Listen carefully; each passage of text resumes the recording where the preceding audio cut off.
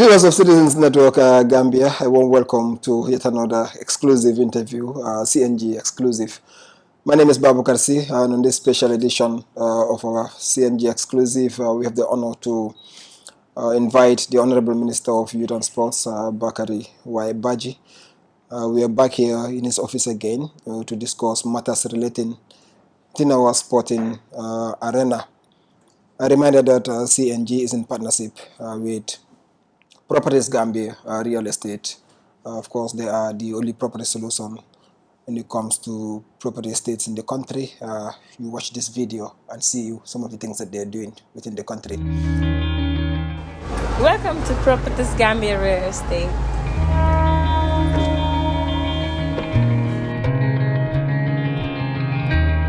My name is Daniel Yusuf Samba. I'm the CEO of Properties Gambia Real Estate. Real estate has been going now for the past 4 years. It's been going very well. Our real estate is not just about selling lands, it's about development, building houses, things like that. So that's where I bring my expertise into the company.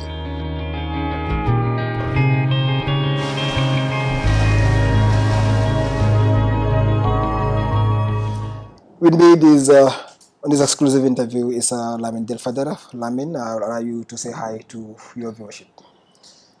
Thank you so much, and of course, a wonderful, should I say good morning, but anyway, it's good to be back again in the office of the Honorable Minister of Youth and Sports to discuss sports and sport-related matters. And of course, we will be talking on a wide range of issues regarding the development of sports and of course some of the issues that are related to the question that we want to ask in today's conversation. So I will allow my colleague Babu Karsi just to kick the ball rolling. Honorable Minister, thank you so much for the time you've given us to talk to you. It has to do with sports and sports-related issues in the country. Just want to say congratulations on your tenure once again. We are seeing another delegation leaving the country for the Olympics after back-to-back AFCON successes, and other areas within the sporting disciplines under your tenure. But I want to say thank you for granting us this interview, and we are happy to be back in your office. Yeah, thank you, Mr. Nani, Mr. Baukar, and thank you, Mr. Dell. Also, we are glad to host you here one more time, and thank you for always being available to talk to us or to give us this opportunity to share our projects and whatever we are doing. Let's kickstart.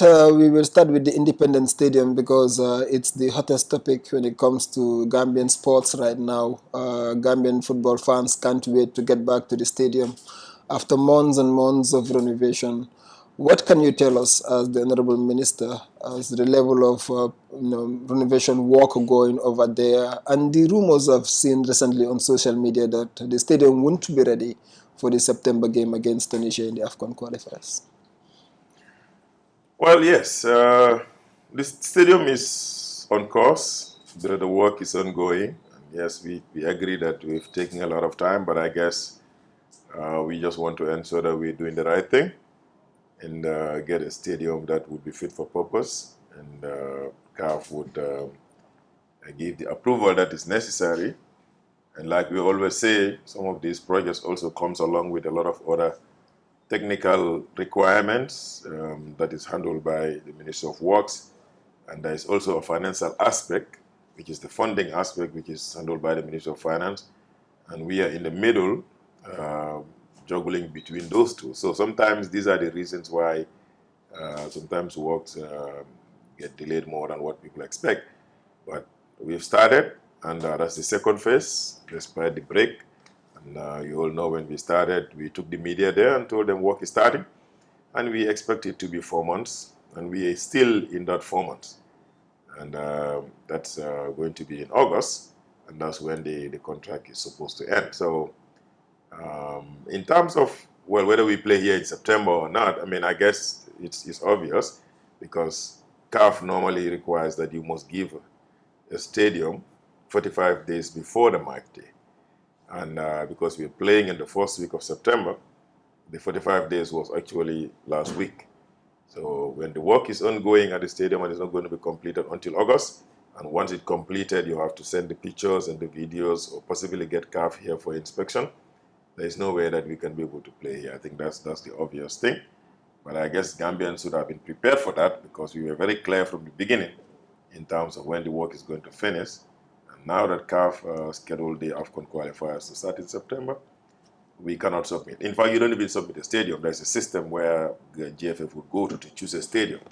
And Gambia is not listed there, so you cannot submit that for obvious reasons. But we hope that they will be able to complete the job and get our matches back here as soon as possible. That is the September encounter against Tunisia. Are we hopeful against Madagascar the upper month, October? We will be able to use the stadium? Yes, that's what we look out for.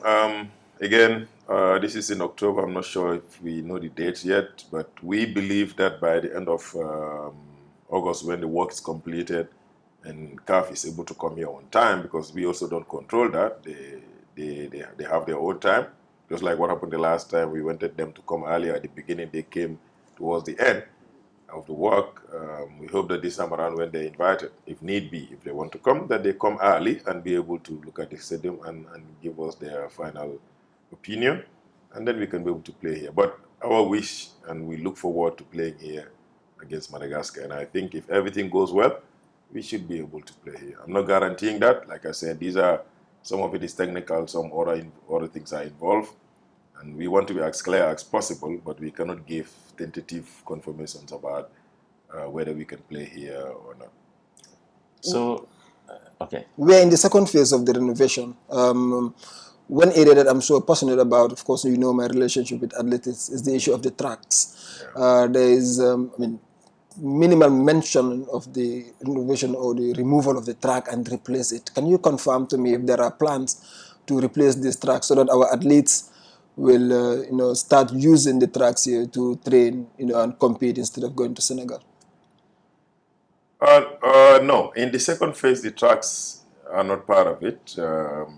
Again, when we went there the other day, we said that what we're doing now is focusing mostly on football.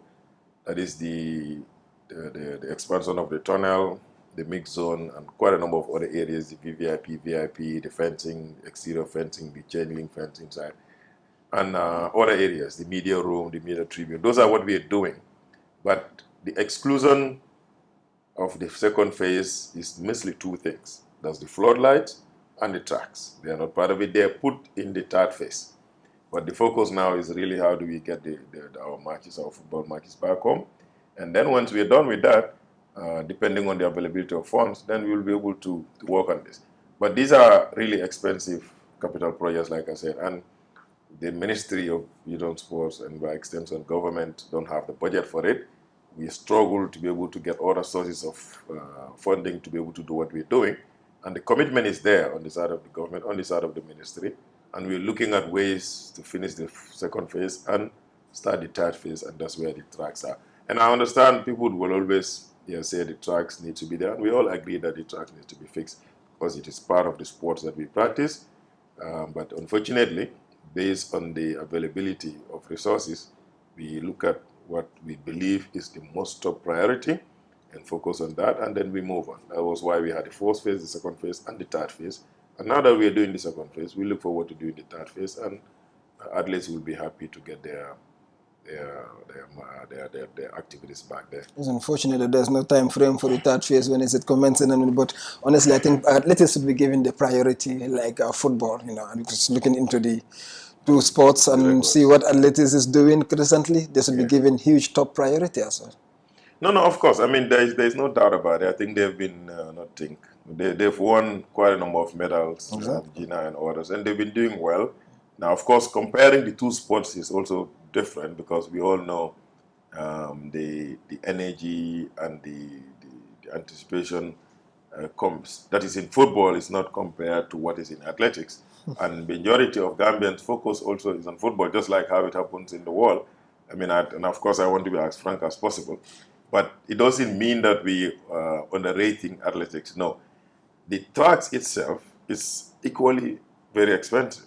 These are costs that are very, very high. It's just to fix the tracks. If I remember the estimates or the BOQ that we received from the Ministry of Works is about $50 million is to fix removal and replacement of the track. So these are the costs that, like I said, we wish we have the budget.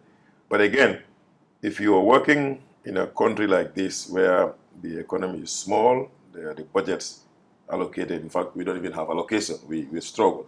We need to look at what we believe is the most top priority, like I said. And we all know, even within us here as a ministry, we believe we are important. But then education is also important, health is important. But when it comes to government allocation, they would have priority among priorities. So in this instance, I guess that's the same thing also that applies in the sports sector. Everyone else is equal, everyone is important. But the thing that we believe we need to fix is the CAF. Because right now, football is different. Football, if you're hosting, like you're playing AFCON qualifiers, you're playing World Cup qualifiers, you need to host your home matches home. And it's mandatory. If you cannot, you have to go and play outside. In the case of athletics, we don't have that. We don't have any competitive qualifiers where Gambia would be forced to host at home.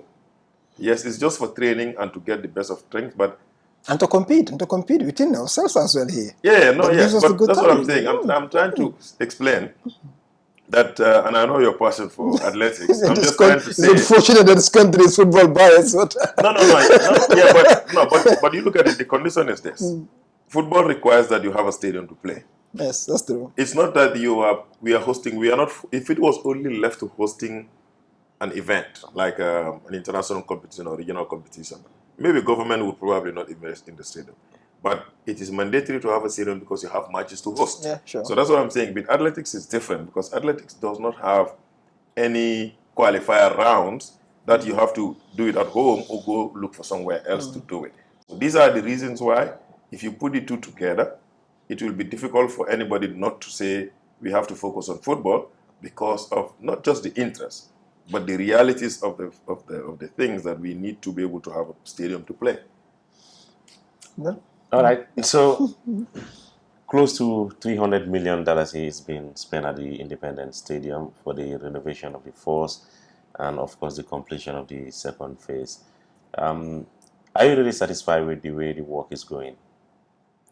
Yes, I am satisfied with the way the work is going. I've been there. I do go there as frequent as possible, and even sometimes when I close late, even at night, I would drive there just to see what's happening.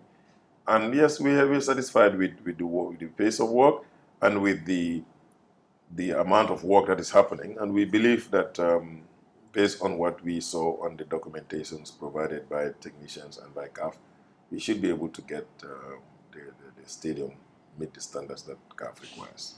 So the money invested, is it the same quality that you are seeing at the stadium? Yes, frankly. I mean, see, I know people think 200 and something, 283 million is a lot of money for a stadium. It is not. And I'm not saying it's not a lot of money. It is a lot of money by all standards. But it is not a lot of money compared to the investments that we want. It is actually on the lower side because 383 is less than $5 million. And I've said, and I challenge everyone else to go online. It's easy because you can always search. There are countries in our neighborhood, neighboring countries that have renovated their stadium, that were in the same situation like us. Some of them are still renovating their stadium. Others have completed. Few of them have completed renovating their stadium. They can check because when CAF banned stadium, they banned it with, we were in the same category with 33 countries. Today, 22 countries, including Gambia, don't have a qualified stadium. Now, the 11 countries that have completed their renovations, there is no country that spent even $5 million. I've checked most of them, from Burkina Faso to Liberia to Nigeria to Ghana to Mali. They spend $12 million, $40 million, 20-something million dollars to renovate stadium. And we are all looking for the same standard. So when people talk about cost, and because our Gambian, we want quality, but we don't want to spend. And we want to compare ourselves with other countries, but we don't want to spend like other countries. The economic situation of the country, because our economy is not that large as compared to other countries as well? Yes, that is one reason. So we measure ourselves to what we have, you know. But so yeah, I mean that's primarily that's the reason because, and even those countries that have big economies, and we know them in West Africa, some of them don't even have stadiums. They don't have anywhere to play. There's some. The list just came out recently. There are some big countries that have only one stadium, and we know of a country where one businessman renovated their stadium, not even the government. So that tells you how difficult it is for some of these sub-Saharan African countries to meet the standard that it is. But my point is the amount of money we're spending is less compared to any other country in the continent that have renovated their stadium. And recently I saw one of the online platforms share pictures from Rwanda, and they're saying, oh, Rwanda has completed renovating their stadium. And they saw the beautiful photos. What they did not say is how much did Rwanda spend. And it's good for, if you are reporting also, I mean, not you, I mean, when people are reporting and they want to make comparisons, they also state the fact. That country spent $145 million to renovate their stadium and increase the capacity. If today anybody wants to spend even $45 million, they would say we eat the money. So I remember speaking to you last year, something about, when we discussed issues of building a new stadium. Are we still in course? The target, in the long run, maybe a 25,000, 30,000 seater? Yeah, we are working on a 30,000 seater. I mean, working on actually the plans. We've already got 2 designs from 2 different companies that are in here, and we've got the cost for them. Like I said the other time, one is costing about 136 million euros. The other one is about $150 million, which is almost the same. It's just euro and the dollar. And yeah, so we've got the land in Lamen, and government have decided to keep it there as a land for the stadium. So what is left now is the financing, and that's the bigger aspect. That 150 million dollars is about $6 billion. Does the country have $6 billion by itself to build a stadium? Maybe not. But we are trying to look at possible partnership in 2 ways, either to have a country, just like when we Gambia got the stadium, and some countries do have it from their bilateral partners, or if that's not possible, then the government needs to decide if they want to take a loan to build a stadium. Will it be viable based on our loan portfolio to take a loan? These are all things that are in discussion, and we will see. Our priority, and for the priority of the president and all of us, is to be able to have a second stadium that can meet the capacity of the Gambian population, because this stadium has lost the capacity that it used to have with the individual seats. So yeah, but we are on course, and we look forward to making the project successful. Finally, on the with stadium. the relationships, Gambia, Turkey, Gambia, China, Gambia. I'm not into diplomacy thing, but I've seen other countries, neighbors did the same. Other countries, they use their bilateral relationship, they build their stadiums for them. We can do the same thing. Yes, of course. That's what I just said. I said we already have the plan, we have the land, and now we are looking at 2 options: to get a bilateral partner to support in it. If that fails, then government can decide whether they want to take a loan to build. You have a time frame for this? Well, as soon as possible. But of course, diplomacy also, it comes along with quite a number of other things. And I don't want to say, I don't want to get into those details of Gambia and other. We have a good relationship with some other countries, but there are a lot of other issues, factors that are there. It's a give and take situation. So maybe one will ask, if I give, what do I take? What do I take? So you think Gambia have something to offer in return? But no, I'm not saying that. That's why I said I don't want to get into those things. But there's a lot more that requires these things, and these countries don't have like money to give out for free. Yeah. They support you, yes, but there's a lot of other issues also. Yeah. So that's what I'm talking about. But yes, the independence stadium was built by the People's Republic of China. Those times in the 1980 something, early 1980, and completed in 1983. But since then, it has not happened. Of course, I know they built stadiums in other countries, but we're definitely not ruling it out. We're working on it. Even as we speak, there are documentations that are going in between us and them, and we've had a meeting recently with the ambassador here, and all of those are all part of that build-up process, and hopefully we'll be able to succeed. Finally, The Gambia is playing in September. You've buttressed on we are playing away. We are made to understand also that the match, some suggested Senegal, but in the end, there is a strong conviction that the match will be played in El Jadida in Morocco. Do you think, as minister, is reasonable to play in Morocco than bringing the match closer to home so that fans can come and watch in Senegal as well? Yes. No. For us as a ministry, even in the past, our position remains the same. I mean, as far as we're playing outside, our choice would have been to play in Senegal for many reasons. One, we think it might be a little bit better opportunity for Gambians, not even a little bit, it's a better opportunity for Gambians to travel, to go and watch just like we did in chess in 2020, early part of 2023 or 2022, no, 2023. But sometimes also you work with partners like the Football Federation, and we discuss these things and we look at the logistical arrangements and maybe choose a country. And for some reason, Morocco has been the most ideal in the past. Now, for this one, I don't want to be the one that will say we're playing in Morocco, but Comoros is in the same situation like Gambia. They don't have a stadium where they're going to host us, and they've been looking for a place to host us. And from the information we're getting so far, it appears they're going to host us first. Yeah, it appears they're playing in Morocco. So technically, if the country that you're playing first is not hosting you in their own country because they don't have a stadium, they're hosting in Morocco, and then you have the opportunity to host your other opponent in another country. Ideally, you will wish that you play in Morocco because then it makes it easier.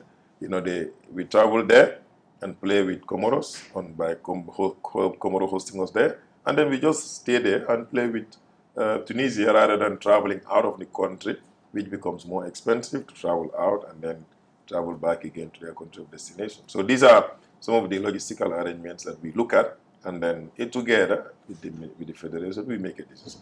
I remember you once told me, playing in Morocco, even ball boys, we pay them. Okay, let's take out this game out of it, because hence Comoros will be hosting us in Morocco and stuff. But the advantage of playing, our home games, neighboring countries, will do us more good, than harm. Looking into a lot of things, including fans, because the boys miss playing, behind the fans and everything. And I guess you will definitely agree with me that Senegal should have been a better option, even without this issue of Comoros and other things. We've been playing in Morocco for far too long, and the boys have been detached from the fans for quite a number of games. No, of course. No, there were attempts. There was a match. I mean, I think it was our last AFCON match. There was attempts from even us to try to play in Senegal because of what you said. It was a very crucial match for us. It was the match that we needed to win or draw to be able to qualify, even though we drew in Morocco. But we tried Senegal. Unfortunately, I think Senegal was also playing around the same day. And there is this period where you need about 2 days before the match to allow the team to go and train at that venue. And it wasn't possible because it was just 1 day in between the two matches. And we couldn't play because 2 days, between Senegal play. And we did not. So sometimes it's also difficult. When we played in chess, it was easier for them to give us chess. We know the arrangements with the current stadium, Ablaye Stadium, is not open as such because there is some other interests that are there in terms of the ones who constructed it. And so it's a little bit difficult sometimes accessing it. That was why, and chess is not qualified just like us, the stadium. So the only one in Senegal that's possible is Diamniadio, and it's a little bit complicated sometimes. I was told, the private company managing it also is... Yes. It's not 100% government managed. It's a private company, and sometimes it's challenging. So these are the things. So yeah, sometimes people tell us, well, this is and that's what I said. We want to play there, but the logistics involved sometimes is a little bit more difficult. And these are administrative things that the public don't get to know. But there are a lot more issues that are involved. Yeah, it's good when you tell them so they will know. And of course, because people are, sometimes it's difficult, but if it is like an independent stadium or chess which belongs to the government 100%, then you can negotiate that. But something that is co-managed by another partner, and then they charge you for it, of course, even if you go there, because hosting a match in a foreign country is like you're hosting it in your home country. Whatever you would have done in the home country, you would do it in another country. Yeah. The security you'll have to provide, the bosses you'll have to provide for yourself and for the host country. I mean, for the opponent. Team, yeah. The security is your responsibility, and all of these other things that comes along with it. So it's a little bit challenging. That's why I said we wish that we play here. There's no reason why the ministry, even our football federation partners, would want to play outside. But the conditions are so difficult, and we found ourselves in this very difficult situation that, yes, it's our time, but 40 years with one stadium without being renovated is what is putting us in this mess. And now we have to look for money, that huge investment, to be able to do what should have been done maybe 10, 15 years, 20 years ago, by progressively upgrading the standards. Welcome to Properties Gambia Real Estate.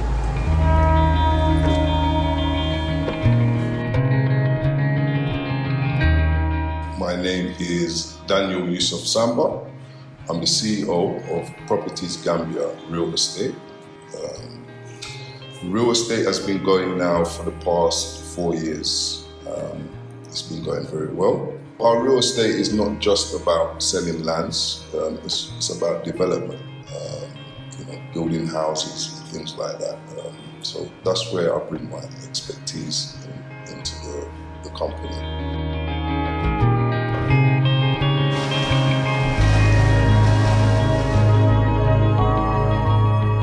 My team, I could not do it without them. In terms of experience, we work as a team here in Properties Gambia. We help each other to deliver. But my experience in the Gambia has been good, but it goes with its obstacles, just like anywhere in the world you're doing business. It's just about structuring and making sure you're delivering and so on. So when we first started out as a real estate, we were selling empty lands. That is no longer the case, and that was never my aim. We sell lands, we do sell empty lands, but now we are moving forward in terms of development and construction. So we build houses. At present, we're building about 4 houses, bungalows, story buildings. So yeah, it varies.